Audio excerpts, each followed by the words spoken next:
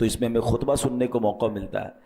اب خطبہ جو ہے نارملی کچھ لوگ تو چپ چاپ ہی سن لیتے ہیں، پتہ ہی نہیں ہوتا عربی میں امام صاحب نے کیا بیان کیا ہے، حالانکہ اس کے اندر بہت سارے میسیجز ہوتے ہیں، بہت ساری ہدایت کی باتیں ہوتی ہیں، اور سبحان اللہ، اللہ کرے کہ ہم اس خطبے کو سمجھ لیں تو ہر بار اپنے علم دین کو انہینس بھی کریں، بڑھائیں بھی، نصیحت کی باتیں بھی دل پر اثر کرنا شروع ہو جائے، اور اللہ کرے کہ ہم عمل کرنے والے بھی بن جائیں۔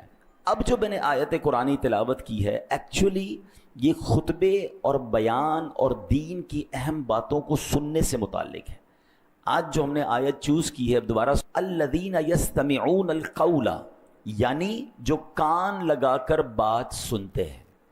ایک ہوتا ہے سننا، اس کے لیے عربی میں لفظ سمعن استعمال ہوتا ہے، ایک ہوتا ہے خوب توجہ کے ساتھ بغور سننا، ایک نارمل سننا ہے نا، اس کے لیے تو سماع ہم کہتے ہیں، لیکن اگر غور سے سننے کی بات کی جائے تو اسے اردو میں ہمتن گوش ہونا، یعنی ہر طرف سے دھیان ہٹا کر پوری توجہ سے سننا کہتے ہیں۔ اسے عربی میں استماع کہا جاتا ہے، نارمل سننا سماعت جس کو ہم کہتے ہیں، اور استماع کہا جاتا ہے بہت غور سے فوکس ہو کر سننا۔ اب قرآن میں کیا ذکر ہوا؟ الذین یستمعون القول، یعنی جو کان لگا کر بات سنتے ہیں۔ اللہ رسول کا ذکر ہو، جب نصیحت کی بات ہو تو وہ کان لگا کر سنتے ہیں۔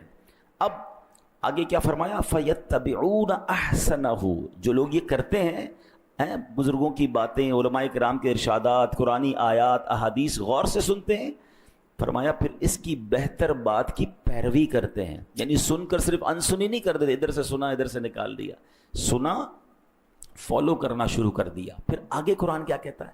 اولئک الذین ھداھم اللہ واولئک ھم اولو الالباب، یہ ہیں جنہیں اللہ نے ہدایت دی ہے اور یہی عقل مند ہیں۔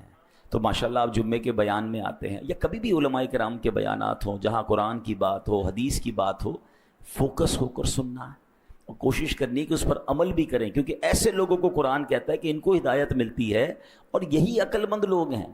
تو اب جو کفار ہوتے تھے نا، وہ کیا کرتے تھے؟ وہ بھی اللہ رسول کی جب باتیں ہوتی تھیں تو آتے تھے، منافقین ہوتے تھے بعض، وہ انسنی کرتے تھے، اس کو مذاق میں اڑاتے تھے، اس کو فوکس نہیں کرتے تھے۔ قرآن کہتا ہے ما یأتیہم من ذکر من ربہم محدث الا استمعوہ وہم یلعبون، جب ان کے پاس ان کے رب کی طرف سے کوئی نصیحت آتی ہے تو اسے کھیلتے ہوئے سنتے ہیں۔ اب آج بھی کیا ہوتا ہے، بیان ہو رہا ہے، لوگ موبائل میں لگے ہوئے ہیں، کچھ لوگ قالین سے کھیلتے رہیں گے، چٹائیاں مسجد میں ہو تو چٹائیوں کے دھاگے نکالتے رہیں گے، یعنی اللہ رسول کی بات سننے آئے اور ٹائم اپنا یا تو گفتگو کرتے رہیں گے، تو یہ بالکل درست نہیں ہے، اور یہ کفار کی اور منافقین کی نشانی قرآن میں بیان ہوئی ہے۔ تو اللہ کرے کہ ہم ایمان والوں کا جو وصف ہے اس کو اپنائیں، کہ جب بھی اللہ رسول کی بات ہو